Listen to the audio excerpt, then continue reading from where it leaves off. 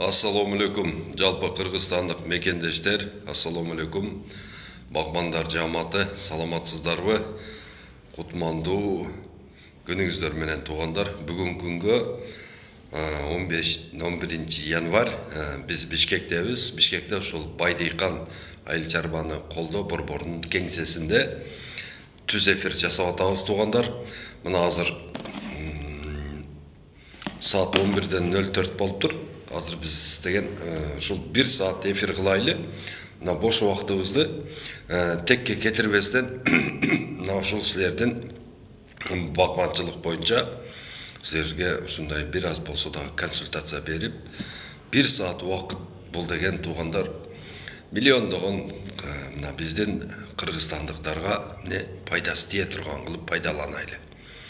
Мына азыр биз ошол Байдыйкан айыл чарбаны колдоо борбору, анан кийин Борбор Азия багбандар биримдиги биригеликте мына 22 жерде бак даават семинарын өткөрөбүз туугандар.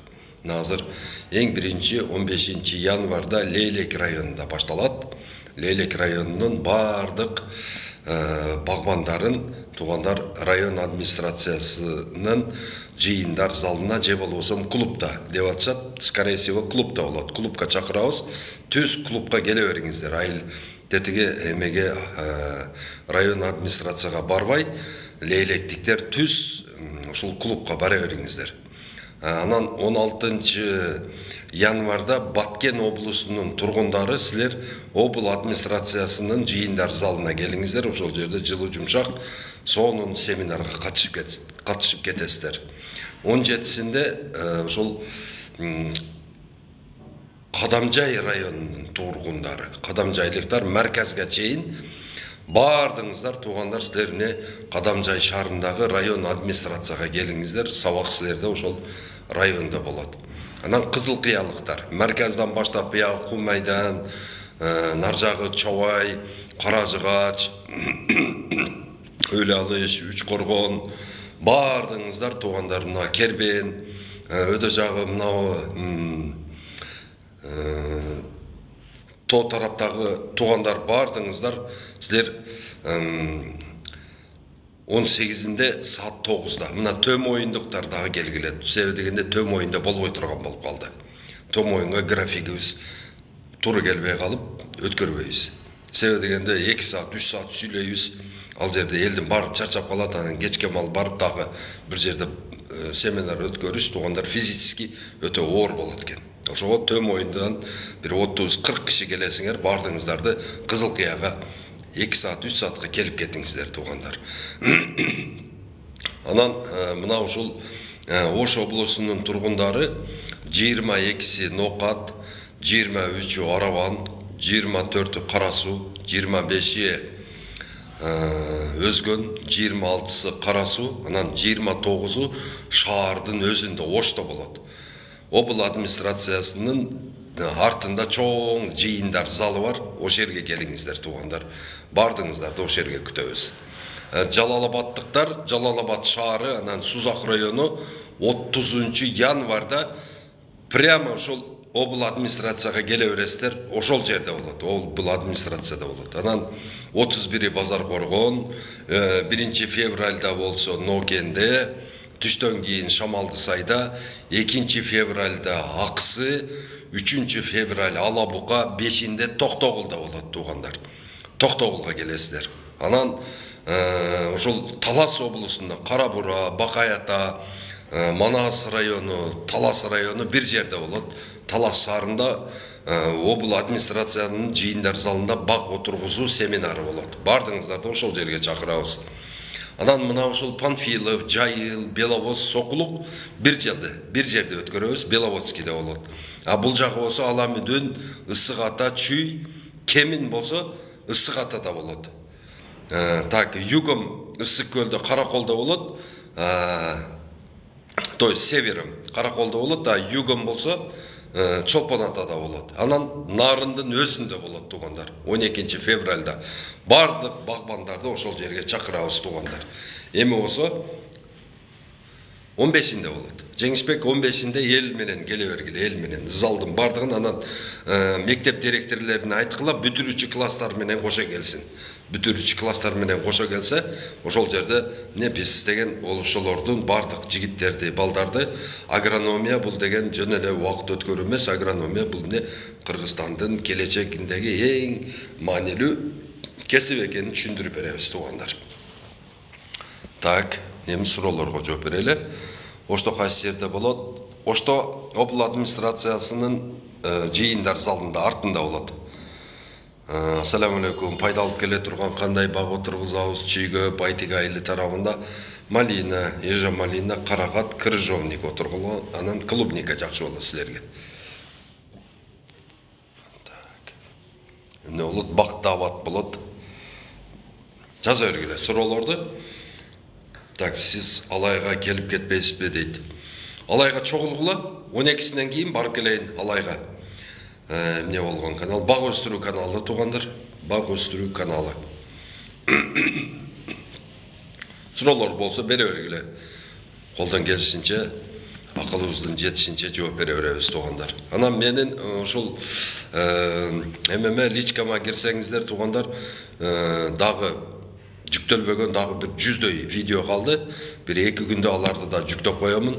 Кирип көрүңүздөр, ошол жерде кыскача сабактар бар. Кыска. 0550 2000 каврак эксек болобу дейт. Тайыр кавракты бадам эгиш керек, анан бадам түбүнө эгиш керек.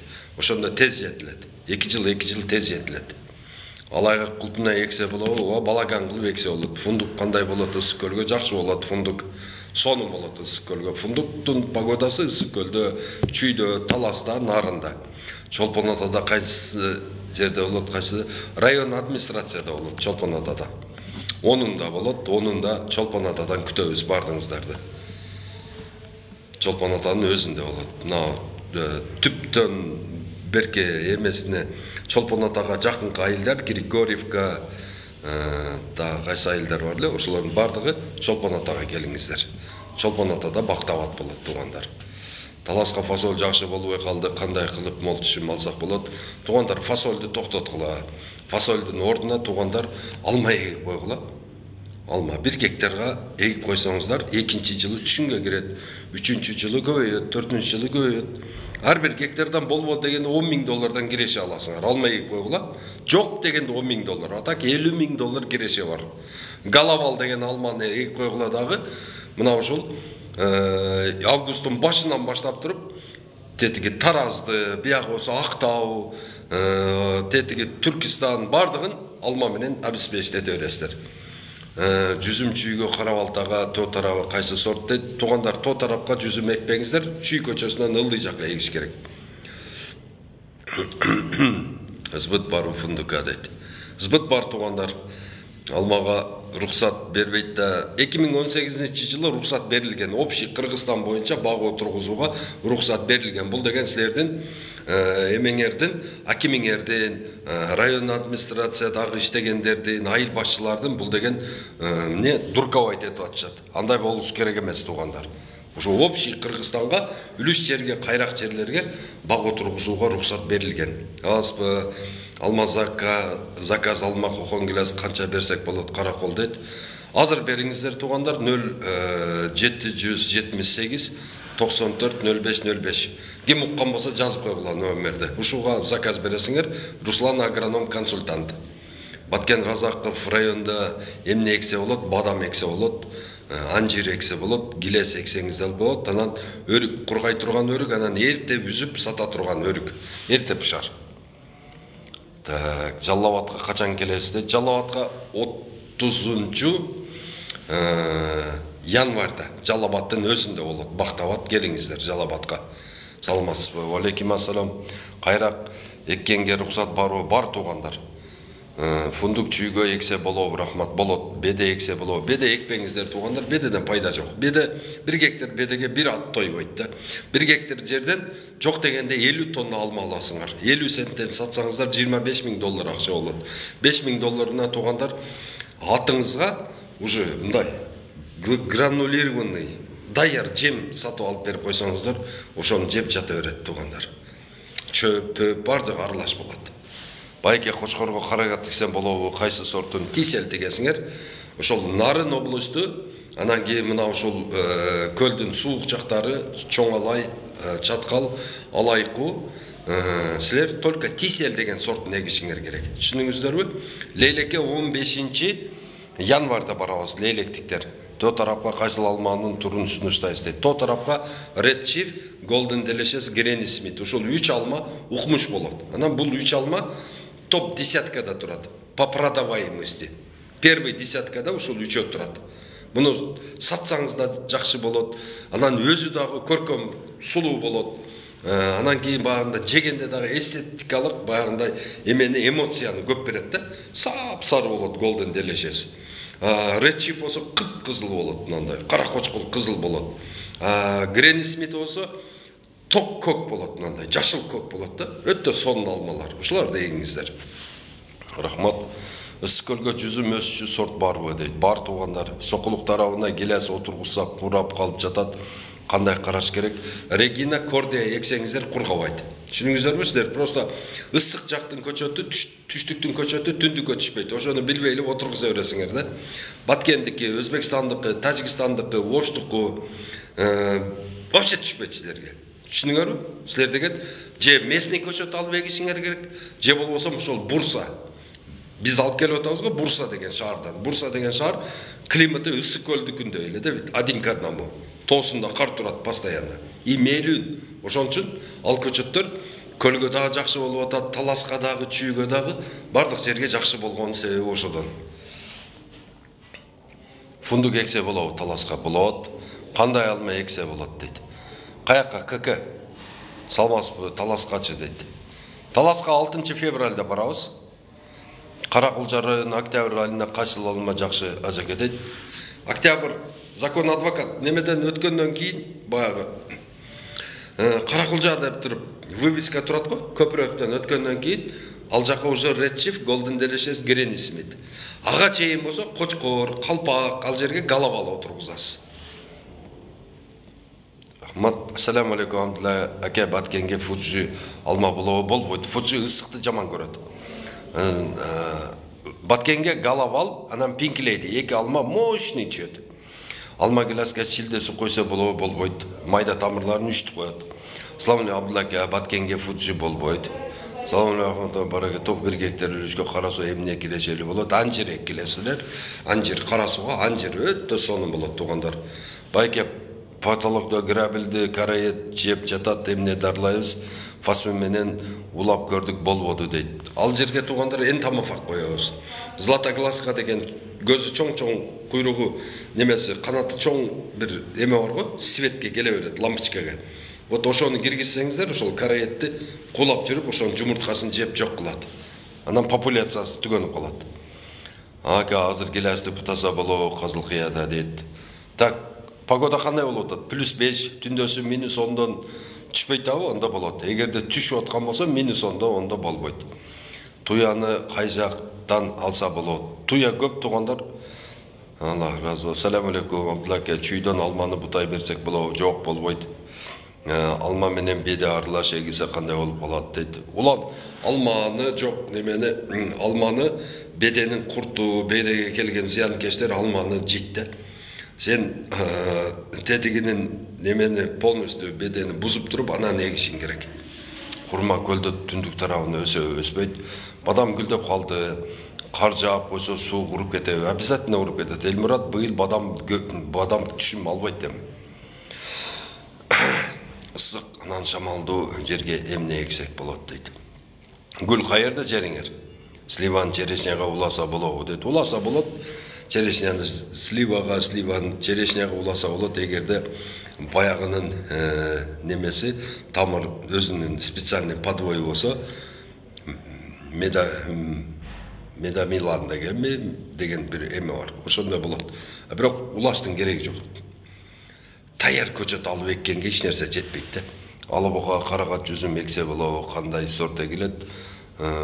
Сурану айтып кой, суранса алабока карагат жүзүм эксе болобу, кандай сорт эгилет дейт. Алабока карагат эгилбейт, алабокага жүзүм эксе болот. Хусейне, Гразамат, тайфу, кишмиш, ханжан кара деген жүзүмдөр бар. Ошолор болот. Каракулжага бадам эксе болобу, ширинден эктүүсүнөн каракулжага чейин болот. Каракулжадан караэт боюнча кайталап коюңузчу дейт. Караэт боюнча Златогласка деп жазып койгулагын, анан кийин немеден карагыла. Караэдке энтомофаг для караэда десеңиздер, энтомофаг для караэда Златогласка деп жазсаңыздар, YouTube'дан чыгарып берет. Слава ке таласка гилес болот. Слава рахматлы баракат 2 гектар алма бар. Азыр сортторго уласа болобу жазда болот. Ажака көчөттөрдү Түркиянын алалыбы же Европаныкынбы дейт. Эгерде акча көп болсо, мүмкүнчүлүк болсо Польшаныкын, Италияныкын, Германияныкын алып отурганга эч нерсе жетпейт. Акча жок болсо, айласы жок Түркияга эгебиз да. Тамсы агай малинаны канча сантиметр кылып кессек болот дейт. Эгерде малина 2 жолу түшүм бере турган болсо, аны 4 сантиметр. Эгерде бир эле түшүм бере турган болсо, аны 40 сантиметр кесесиңер.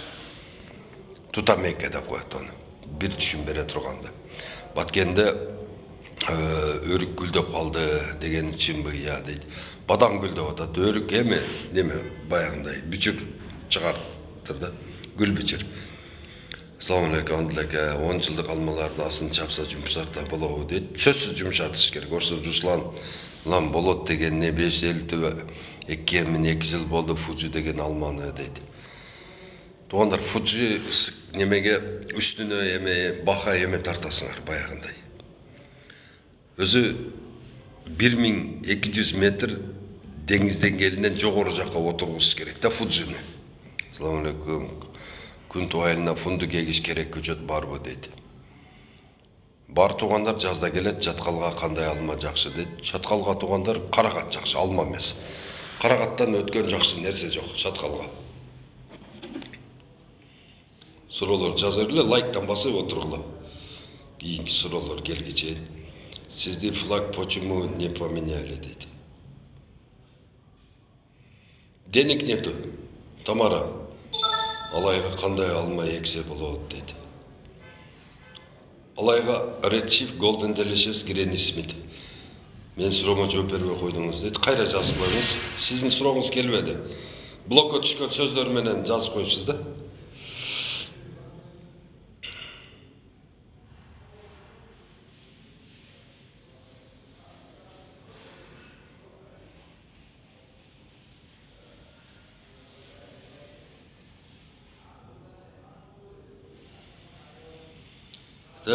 Assalamu alaikum, кандай Чычырганактын көчөтүнүн кайдан алабыз? Саруда бар.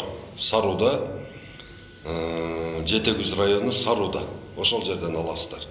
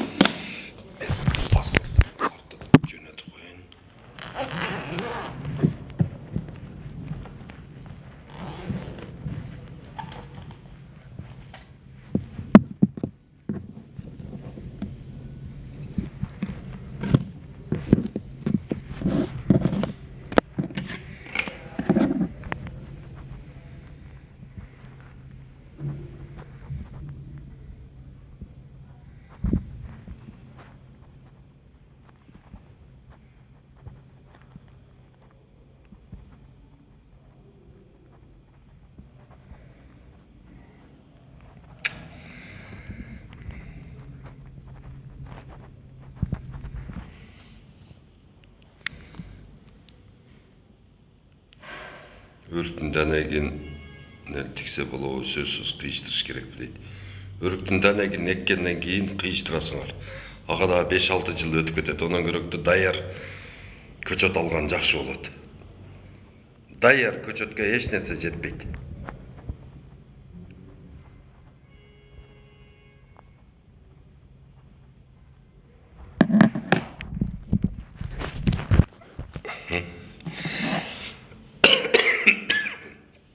Сусамырга алма болбойт. Ажаке чүйдө безной жолдун ылдый тарабында канда галавал болот. Нарында ак таласына эмне жакшы болот? Тисел деген карагат жакшы болот. Ака кокон гилес барбы? Бар. Кайсы окуу жайды бүтүргөнсүз Абдулла ака дейт. Аграрныйды бүтүргөм. Майлы суу шарына бадам жакшы өзү тура. Саламу алейкум, кандайсыз? Кара көлгө өрүк болобу? Кара көлгө өрүк болот, ооба жакшы эле болот. 2 гектар алма бар. Так, азыр мынаны жөнөтүп коеюн туугандар. Сабира, кичине сабыр болуп турасыңар. Так.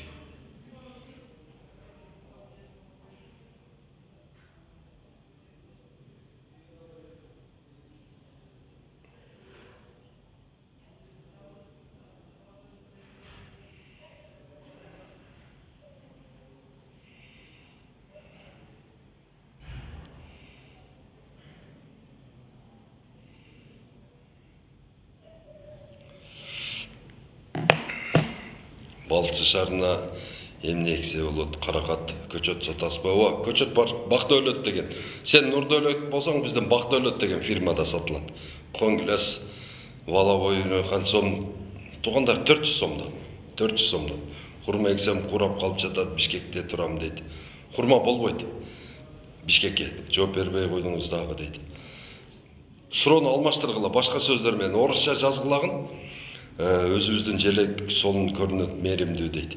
Салам алейкум, алманын кабыгы котуруп болуптур, кандай дарыласак болот? Азыр железный купорос чачып коюш керек, эгерде ош тарапта болсоңуздар. Ысык да азыр күндөр. Ошол чотурду кетирет.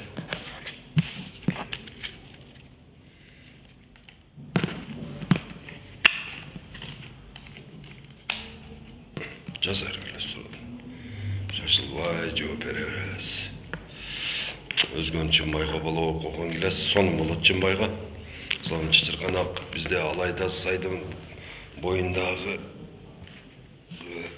терилбей эле жатат дейт. Алманы кыйждырсам өзүндөй алма чыкпай атат дейт. Чыкпайт, вообще чыкпайт. Кандай көчөт бар дейт. Нурдөөлөт бар жок бар. Алмадан баштап любойны. Орусча эле жаз, орусча. Жазсаң.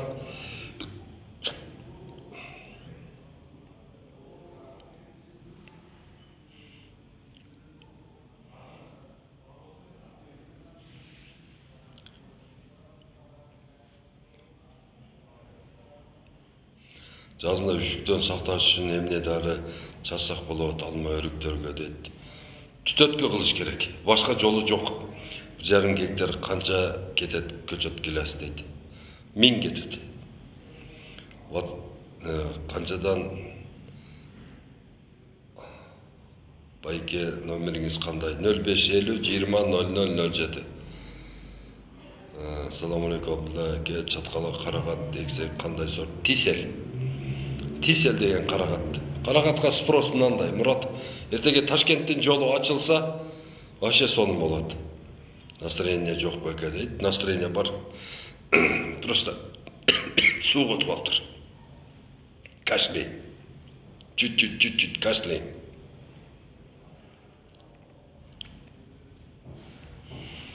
Өрүккө котурчөт, ар жылы дарын атын айтып коебузбу дейт. Железный купорос.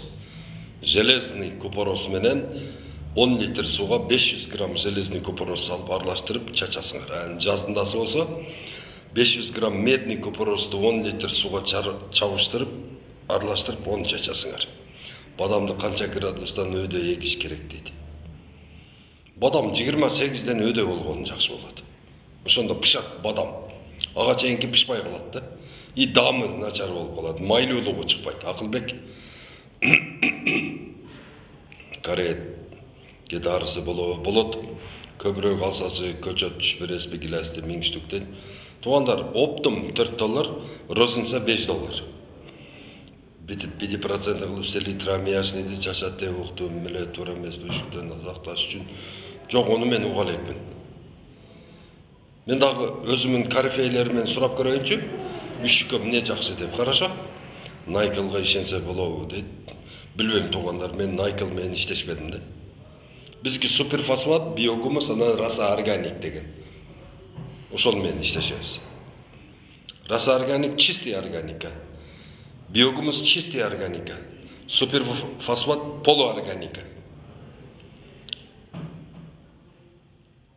Жаза бергиле. Суроону лайктан басып отургула. 1-2 күндө күндөн бeri толтура пожаловаться келип калыптыр, ушуларды жоюп таштайлы, туугандар. Эски алманы кыйыштырган жакшыбы, конечно, жаңы көчөт жакшы. Байкен номерин жазып коюлачы дейт. 0550 20 0007.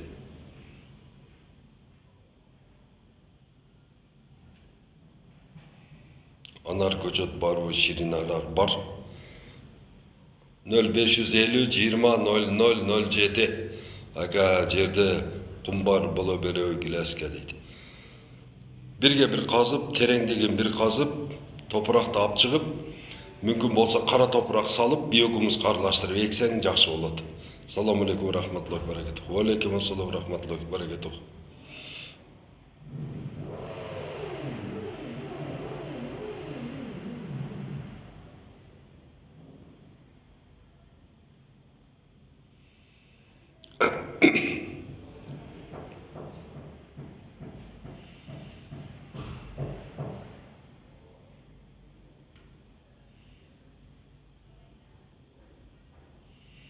Алма бутасы болот. Ошто, Жалабад, Бишкек, Баткенде болот.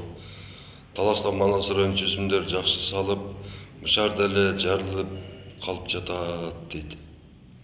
Аллахым разы болсун, түшүндүрдүңүз дейт. Жакшы өрүк көчөттөр бар, басы. Теңдик жакшы көчөт өрүктөр бар, 7 түр өрүк бар. Анын 5-і эрте пышар, калганы келин. Саламу алейкум барды. Меня 2 гектара явно блокировка весной дейт. Саламу алейкум баракатуху. У меня 2 гектара яблони дейт. Так, жазда кесишпи. Көчөт штуктап сатылап, 50 штук ова сатылат.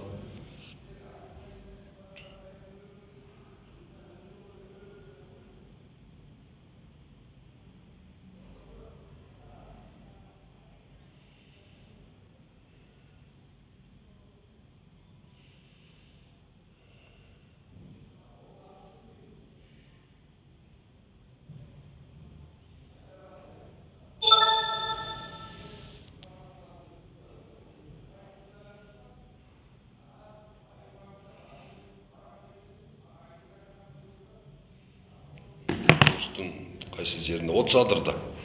Отсадыр деген жерде. Улаш керек башка сорттарга дейт. Мени улап беребиз. Хорошо. Балдар бар, улап беришет. Гилястын кандай сорттору бар дейт. Гилястын Скина, Лапен, Сифхарт, Зират 900 деген 4 сорту бар.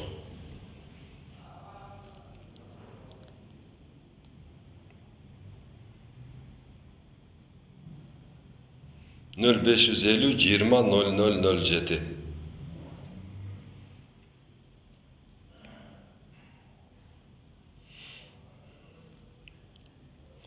Алма кыйыштырууда өзүндөй алма алыш үчүн эмне кылуу керек түшүндүрүп бере аласызбы дейт. Эч нерсе кыла албайсың. Жөн эле таза бузуп салган оңда, улаганда дагы 3 жылда түшүнгө кирет. Анан таза эме кылган жакшы. 9 жыл болсо деле, барбир деле улайсың, 3 жылда түшүнгө кирет да. Чайраак кайтып коюш бу номериңизде. 0550 20 0007.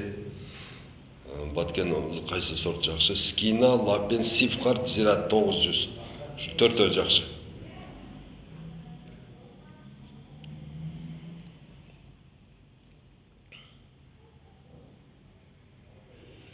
Alhamdulillah ушул жоопту окум келген дейт. Тура алып эле сал. Андан эч пайда жок.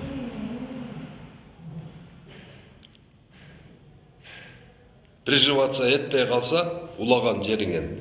Кийин шамал болгондо баягы деген могу жерден окисление болуп туруп, быргытып, жулунуп кете берет да. Ондан көрөктү ылдый жакшы сортуна ылдый жакка боло турган галабал эгип ташта. Же өйдө жакта болсоң, Red Chief Golden Delicious Granny Smith деген.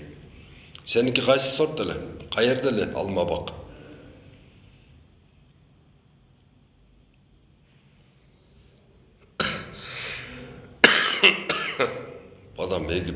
алайынбы же келерсиз кара суу дейт. Гилас эгиттеште. Только гилас. Гилас жакшы. Азыр алма жетиштүү болду, азыр гилас толтуруш керек. Анан жүзүм эк. Эгерде мүмкүнчүлүк болсо жүзүм жакшы. Конгиласты ушул мезгилде Абелеске кылса болобу, Бишкекте де жок бар пиво Венера, азыр кылса болбойт. 3 гектар бар дейт. Жакшы экен. Жер көп экен да. Сатыла турган жер жокпу Кара сууда, врачка? Мага да бир 5 гектар жер алып бербейсиңби?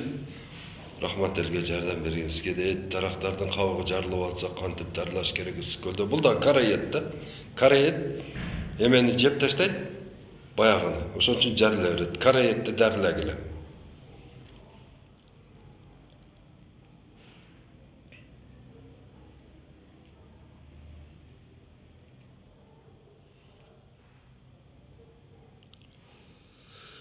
Карает деген ошол.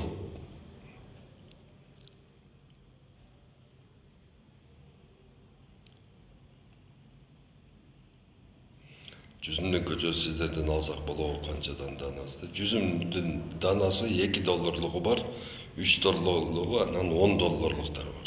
Ламборджини, Аватар дегендер кымбат.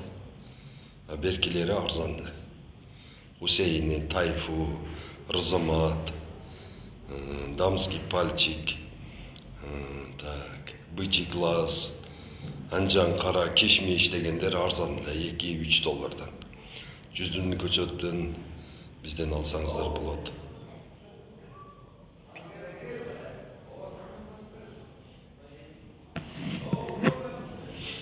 Баткенге филиал ачылганбы дейт. Баткенде филиал жок. Филиал болсо жакшы болот эле. Акча жок болуп атат да, акча болгондо бардык Кыргызстан боюнча представительство ачып, сон бол иштесек болот. Азыр кысыруу арасына келерсек койдум эле күздө ошол бойдон кете берсемби же кесип салган алман дейт. Быйылкы алманы ал, эгерде кичине түшүм берсе, анан күздө кесип ичте. Ага чейин гилас да чоңоюп калат. Гилас алманын түбүндө ысыктан выживать этип алат.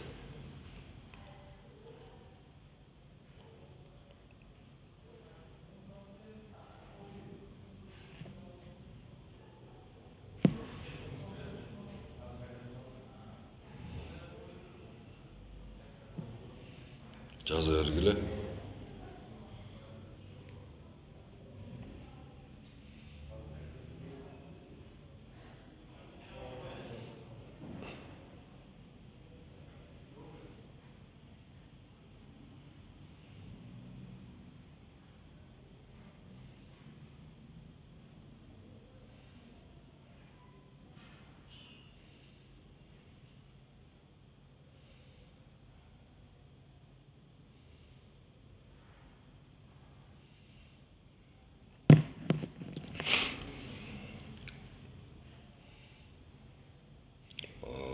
Центральный местке келсеңиз кеңири сүйлөшүп элек Бухари. Ошо жума күнү. Мына азыр Бактабадка чыгып кетемин. Бактабадта где-то бир 15 февралда келип калам Ошко. Аны ошо Аль-Бухарида сүйлөшөлү. Хорошо? Көчөт сатабыз быйыл. Быйыл бир 500 000 көчөт сатайлычы. Көчөткө заказ мынандай түшүп атат. Бардык 30, 40, 50, 100, 200, 300, 500, 400, 1000, 4000, 17000 ошондой. Вообще кетип атат. Мен 4 жылдык көчөттөрүм бар астына эмне салсам болот? Биогумус. ИСО деген өзү дарылайт. Бир нерсе серный раствор деп коет, ИСО. Известный серный бир нерсе деген.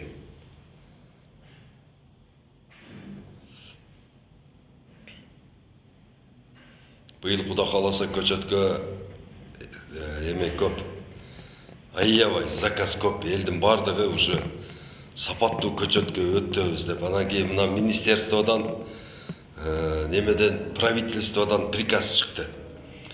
Мына көчөдө туруп, көчөт саткандардын бардыгын көчөтүн браковать этип алып неме алат. Ошон үчүн Өзбекстандан көчөт алып келем деп аткандар, анан баягы көчөттү баягы портерге сөйөп коюп сатам деп аткандар акчаңарга банкрот болуп огула. Вообще көчөткө жолобой огула быйыл. Көчөт только сертификат вне зоны о вирусной безопасности, анан кийин турецкий көчөт болсо зеленый паспорты менен сатылат. Экиле документ менен кабыл алынат. Анан ушул эки көчөттөр дагы границадан кирип атканда холодильникте кирип, фумигация болуп, анан кийин складка түшөт. Түшүнүңөрбү?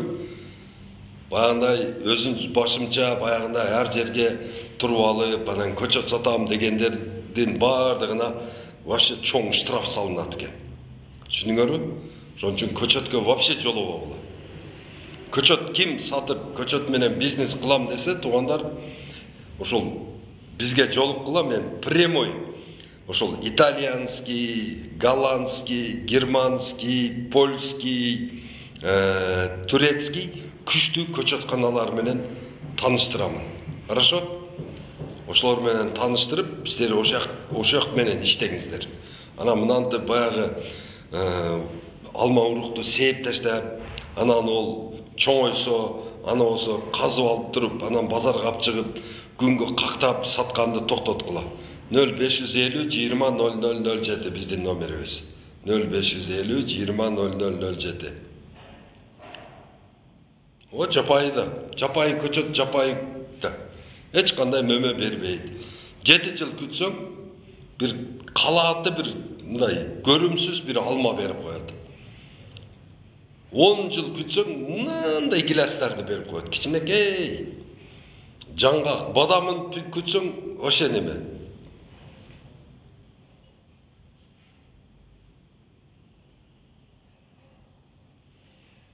Ошон үчүн туугандар, бардыгыңыздарды айтамын, сапаттуу көчөткө өткүлө.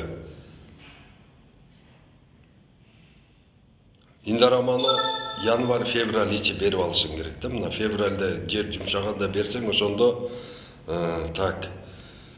Февраль, март, апрель, май. 4 айда действовать этип калат да. Мен 10 жыл күтүп начар гилас чыкты дейт. О, мен деле үйгө алып келген гиластарым кичке болуп уже кайрадан алып турецкий эгип атабыз уже. Эми чындыгында жаман көрүп эле Өзбекстандын, Кыргызстандын, Тажикстан, Сербия, Кытайдын көчөтүн албагыла десем эле сөгүп атышат ал жерде баарда эле ана мына ушу малгача эмне жедиң эле тигиле бул эле деп. Туугандар, бардык көчөттөр ошол эле Джонатан, ошол эле Крипсан, ошол эле Золотой Ранет, ошол эле Белый Наливка, ошол эле Рашида, бул көчөттөрдүн аты бөлөк. Алардын бардыгы бизге импорт болуп келген. Неме? Бизге. Биз ошолордон көбөйткөнбүз дагы. Ондо СССР малында көчөттөр вагон менен келет эле. Молдавиядан келет эле, Украинадан келет эле. Башкача эле да отношение. Азыр андай көчөт жок, сапаттуу көчөт жок. Түшүнүптарбы? Түшүнүп атасыздарбы? Бир дагы сапаттуу көчөт жок Кыргызстанда. Өзбекстанда дагы жок, Тажикстанда дагы жок. Сербия болсо вообще мусор алып келип сатып атат бизге. Аны айтсам эле жаман көрүп атасыңар. Сапаттуу көчөт алгыла, Польшаныкын алгыла. Польша жок дегенде Польша алгыла, туугандар, Польша жок дегенде. Ошо каяктыкы алыш керек, көчөттөрдү Түркияныкын алыш керек дейт. Эми акчаң жок болсо Түркия аласың. Эгерде акчаң болсо итальянский, германский и польский отургуз. Голубиканы канчадан алабыз ошондо? Голубика 250 сом. Салам алейкум. Гилас канча убакытта түшүмгө кирет? Курманбек 3-жылы сигнальный түшүмгө кирет. Уже мындай сорт, мындай берем деп көрсөтөт сага. 3-жылдан уже акырын 1-чи сигнальный түшүм берип калат.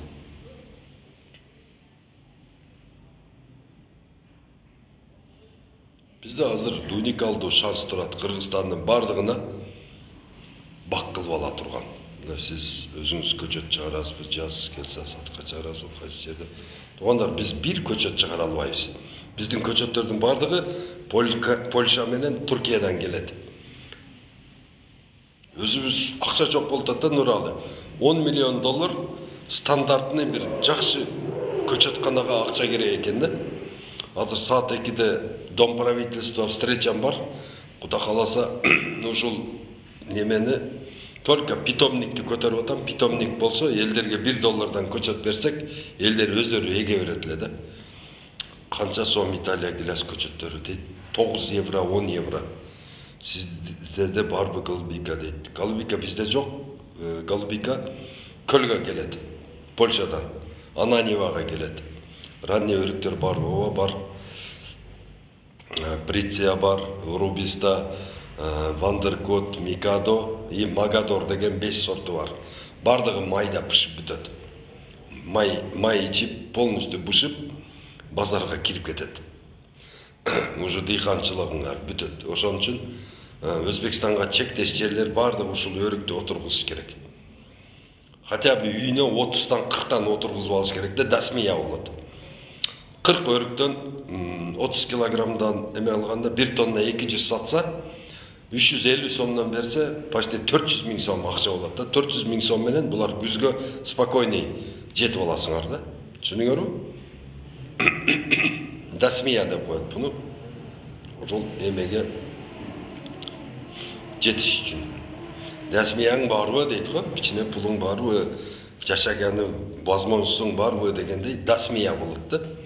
Ошон үчүн лелек, баткен, актатыр, так.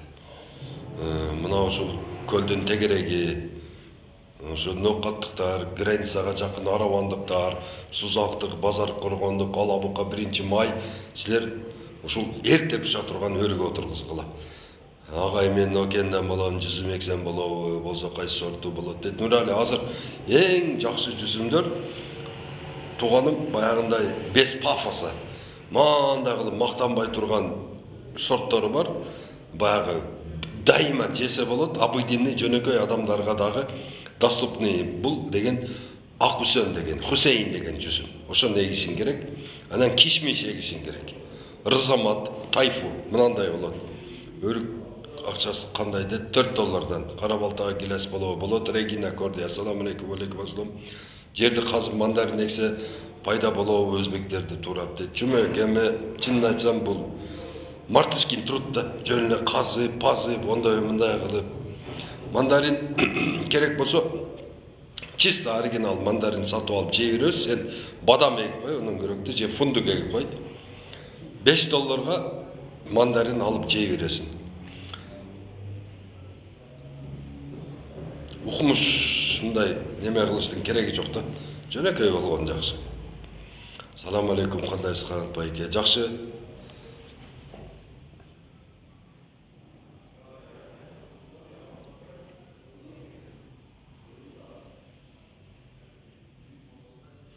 Жаза бергиле туугандар. Суроолор болсо жаза бергиле. Алмурутты 2 сорттун айтыңызчы дейт. Маргарита Марилла, анан Вильямс. Жазып койгула. Маргарита Марилла, Вильямс. Кыргызстан боюнча чечилген сорт. Башка сорт экпегиле бардыгы бактериальный ожог менен ооруп калып атат. Лесная красавица, Санта Мария, Конференция, Талгарга бардыгы ооруп атат да. Түшүнүңүздөрбү? Азыр Маргарита Марилла эккиле. Слава Абдулака, суперфосфат баяды канда барбы? Баасы канча сомдон? Ошто 25 сом, чүйдө болсо 27 сом. Ош жактан чычыркана көчөтүн кайдан табабыз? Ош жакта жок. Саруда бар. Алма бизге болбойт экен, күнү ысык. Жумө галавал же пинкледи эксең болот.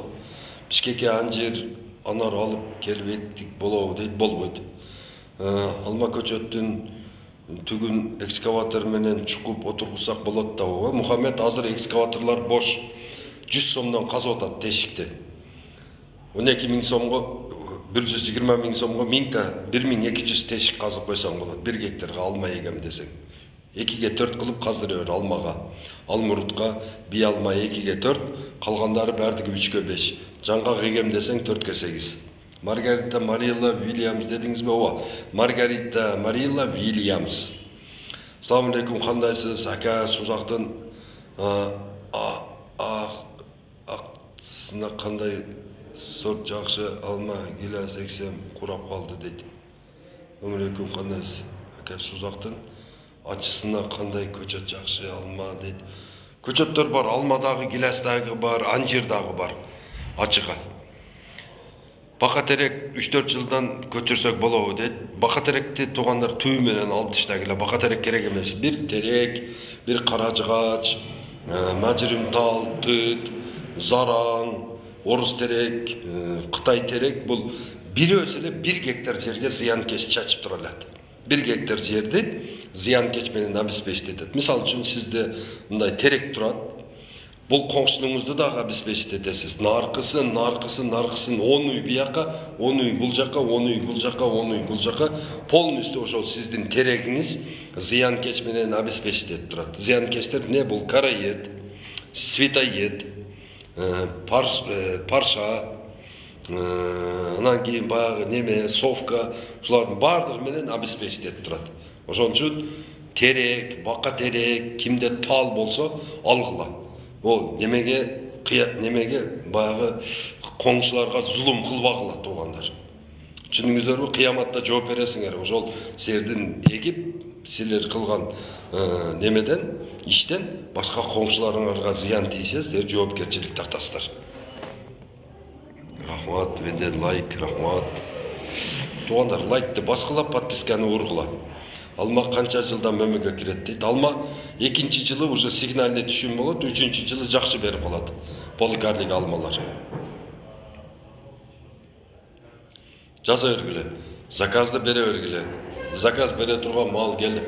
Эжеке, чай беріп қойдың, чай? Қара чай. Ова, сақыр жоқ. Салам алейкум, қандайсың? Қандай брат, жақшы? Өзің қандайсың көп? Бишкектесің бе? Жен оқаттасың ба?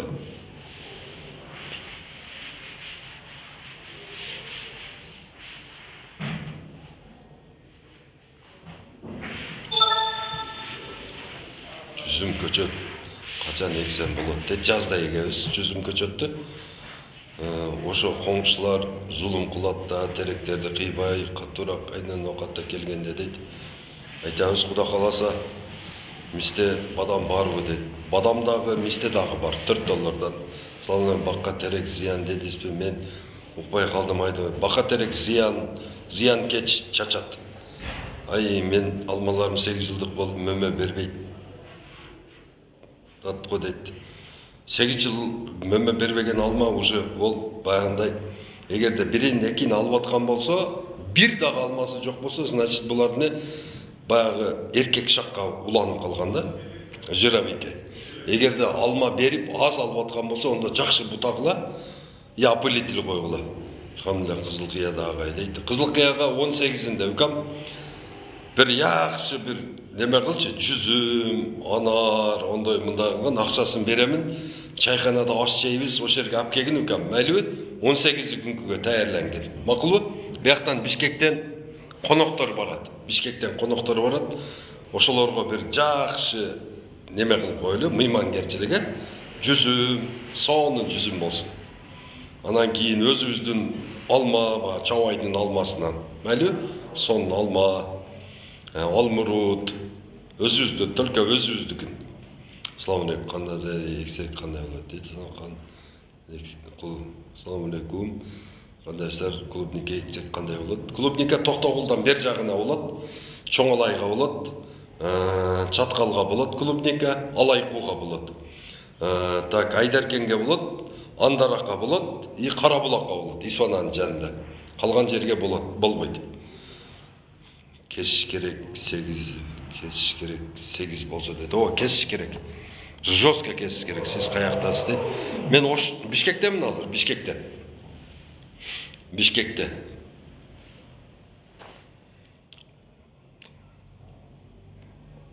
Адыр алмұрут, алма көчеттерін көчірсе болауы дейді. Болады. Аға мен 8 жетім бар, жүзімеккені жерім бар, жүзімекке қандай қылып дәрдайын дейді. Нұралы, Азыр 8 сотикке 800 килограмм биогумус саласын, 80 килограмм суперфосфат саласын дагы анан кийин эме менен баягындай чачып туруп, анан фреза салдырып бер, аралаштырып бер. Хорошо? Анан кийин немеде так жүзүмдүн схемасы бул жагы 4, бул жагы 1,5 кылып эге бересиң. 1600 көчөт болот да 1 гектарга. Бактын арасынан малина эксен болобу дейт. Бактын арасынан малинаның кереги жок. Кандайча болбойт дейт. Салам алейкум. Кыргызстанда президент Камташиев деген интернет карасак сол кишини көрөсүз дейт. Бизде Кыргызстанда президент Садыр Нуркожоевич Жапаров, Камчыбек Ташиев СМБнын жетекчиси, анан вице-премьер-министр, премьер-министрдин дагы вицеси, и анан СМБнын жетекчиси, начальник СМБ.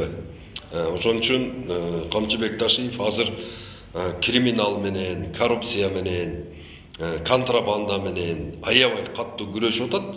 Ошол себептен бул кишини көбүрөөк чыгарат.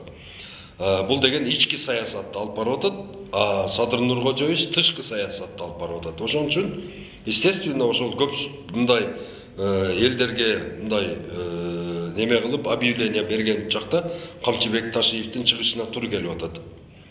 Клубника бизде сон эле болот дейт. Мандарин көчөттөр сатылабы дейт.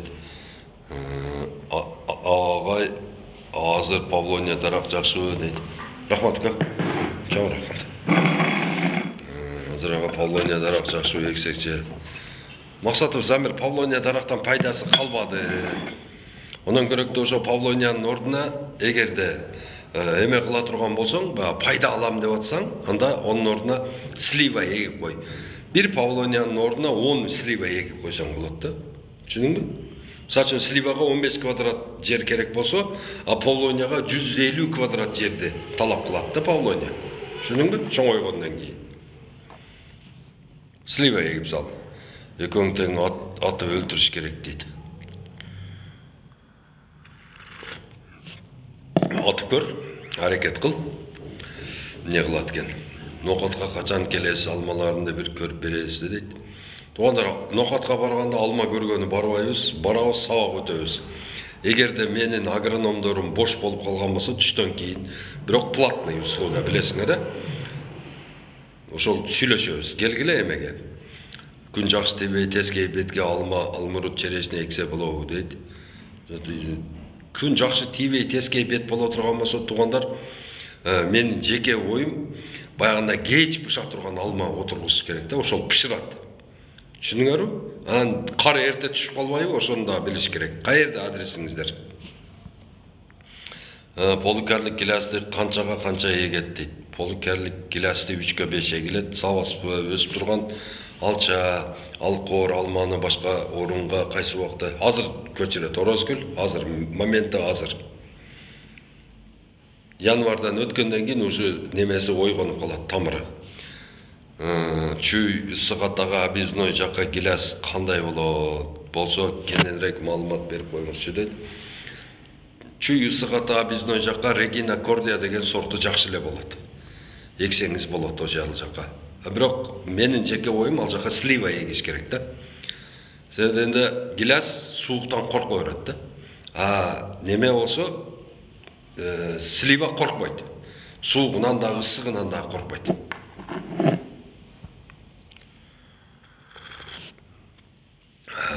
Кандай алма эккенге сунуш бересиз дейт. Аяна каерде? Сакалың жарыштарынан дагы өстүрүүгө дейт.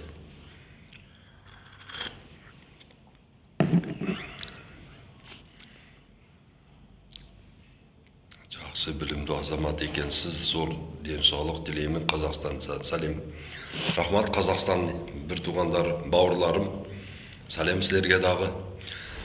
Арық менен су беребиз гиляске дейт. Атилла, бардық бақтар капельный болгону жакшы да. Биздин дарактарыбыз 30% су ичет да. Эң мактанган дарагыбыз. Эгерде капельке кыла турган болсок 100% су ичет. Эгерде мен сага азыр алма бердим да, же гиляс бердим. Атилла, мынаны эгесин, мынау 8-ші жылда 30 киладан гилас салып беріп тұрады десем, сен арық менен суғарып қойдың бі, 10 кило зорға аласың да. Міне 60% түшім бербей қойды. Егерде капельке қылсаң, 100% су ішкеннен кейін 30 килоны ошонда береді. Алма деле ошондой, алмұрут деле ошондой, малина, ежа малина бар жоғы. Ошон үчүн только капелька. Интенсивтүү бак капелька менен болот. Жанагыга эмне тынбай капелька аркылуу подпитка беребиз. Капелька аркылуу баягы тамырларды оорутуп аткан ооруларга дары беребиз. Баягы капельный менен жанагыга эмне жидкий биогумус беребиз. Ошон үчүн капелька сөзсүз керек. Прямо сразу азык болуп бара берет да. Түшүнүңөрбү? Ошон үчүн только капельный. Мына азыр ким кайсы профессияны кылсам экен, неге окусам экен деген балдар болсо, агроном, анан ошол гидрологка тапшыргыла да. Агроном болосуң, мына агроном сантехникке окшосуң да сен. Любой жерге мында карап туруп, мында трубаларды соединять этип, бочканы коюп, давленияны берип, суу чыгарып бере бересиң да. И постоянный наның бүтүн болот, акчаң. Постоянный акчада болосуң да. Өтө сонун неме. Мына биринчи биз Кыргызстанды бак кылып алайлы, азыр аракет кылып туруп, Кыргызстанды бак кылып алайлы. Анан Өзбекстанды, Казакстанды, Каракалпакстанды, Түркменияны, Афганистанды, Иранды полный бак кылабыз, куда кааласа. Полностью. Мына ошол постсоветский страны ошол Тажикстан, Түркменистан, Каракалпакстан, Өзбекстан, Казакстан, Кыргызстан. Ушул мамлекеттердин өзүнө эле эң аз дегенде 100 миллиард көчөт отургузушубуз керек. Ошондо баягында резкий континентальный баягындай неме перепад подъем эмеси температур ушул колеблется этет 36-тан 38-ге чейин. Азыркыдай 45-48 болуп кетпейт да. Вот ушу биз деген өзүбүздү сактоо эмебизге өтүшүбүз керек да. Өзүбүздү самосохранение жасаш үчүн жалпы ошол элдин бардыгы, мисалы үчүн, кто зарабатывает, например, 100 тысяч сомов в месяц, он должен только откладывать деньги для пищи, там еще какие-нибудь надобности. Остальные деньги, 60-50%, он должен влаживать в сад. Садқа салыш керек да, акчанын бардыгын бакка салышыбыз керек. Бак биринчиден бул экология, анан кийин экинчиден экономия, анан үчүнчүдөн бул деген рабочий жумуш орундары ачылат. Бак деген бул ден соолук, адамдар бакка чыгып иштеп ден соолуктуу болот. Анан кийин дагы эң жакшы жери бул деген мөңгүлөрдүн эришин резко токтотуп коет да. Вот, например, Давыдов жок болуп кетти, Лысый жок болуп кетти. Мына Кумтөр канча эмелерди талкалады. Мына мисалы үчүн Штамбердиде мисалы үчүн канча мөңгүлөрдү талкалап атышат. Алайда ошол мөңгүлөр кайра ордуна калыбына келип өсүп баштайт да. Ошон үчүн биздин негизги максатыбыз, мисалы үчүн ар бир кыргыздын, мисалы үчүн бир жумушта иштейт, таксиде иштейт, же официант болуп иштейт, же болосоң жөнөкөй эле водитель, же ким болсо дагы ошол оюнда дайыма мисалы үчүн зарплата алдыбы 30 000 сом. Так, могут жетет, каждый месяц 5 000, 6 000, 10 000 сом откладывать етіп, ошону жазда барып туруп, тайкесинин үйүндө өзүнүн жери жок болсо, тайкесине, байкесине, жээндерине, жерлерине баг отургузуп жашылдандыра бериш керек да. Өзү ким сакал коюп жүргөн болсо, мына сакал коюп жүргөн адамдардын бардыгына бул мусулман, аял эркек дебейбиз. Адашып айттым, мусулман эле болсо, аял эркек дебей, бир жылынан 70 баг отургузуу мустахап амалы да бул. Түшүнүңүздөрбү, мустахап амалы, ушуну аткарышыбыз керек. Азыр бизде көрүп атасыздар, азыр серьезно киреше турган болсок, азыр 5 миллиард дарака бизде жер бар. 5 миллиард дарака. Элестетип көргүлө, 5 миллиард дарака отургузуп ала турган болсок Кыргызстанда. А Казакстанда болсо уже 50 миллиард дарака жер бар да. Өзбекстанда 50 миллиард. Түркменистанда мисалы үчүн жок деген 15 миллиард. Тажикстан мисалы үчүн 3-4 миллиард дагы эксе болот. Түшүнүңүздөрбү? Ошон үчүн бардыгыңыздарды айтамын, Кыргызстандын эле эмес, Орто Азиянын өнүгүшү бул багбанчылыкта. Мен арабандан кандай көчөт эксем болот дейт. Анжир сөзүн ишке асам, мен көчөттөрдү кургатып коюп жатат, 2-3 мындан дейт. Так, тугандар, уже время кеч сүйлөшөлү макулбу? Кеч бир жакшыраак бир жер таап, убактым болсо кирип сүйлөшөбүз. Атак Кудайым буйруп насип этсе, 1-2 күндө жумуштарым бүтөт, анан постоянно бирге болобуз, туугандар. Подписка басып, биздин видеолорду бардыгы, мисалы үчүн, личкадагы бардык видеолорумду бөлүшүп, туугандар. Скачать эткиле дагы WhatsApp'тан кетиргиле. Туган, урук, дос, чар. Анан ушул биздин ушул каналга элдердин бардыгын топтогон аракет кылалы. Эми көрүп атасыздар. Биз өзүбүз аракет кылбасак, башка эч ким бизге эмне жасап бербейт. Спасение утопающего, дело рук не утопающего. Мы сами себя должны спасти. Эфир үчүн рахмат. Эфир TikTok ачып берем. Монета заправка кылып берем. Сливанын кайсы сортун экени жакшы. Сливанын так Стенли, Анджелино, Black Splendor, Black Ambler деген 4 сорту бар. Эки Black Ambler менен Black Splendor булар сок боло тургандары, моосо кышка сактала турганы, майда да тура берет холодильникте, а бул болсо чернослив үчүн. 4 позиции все есть у нас. Хорошо? Все, салам алейкум. Всем не болеть. До вечернего эфира. Тынч болуңуздар, туугандарым.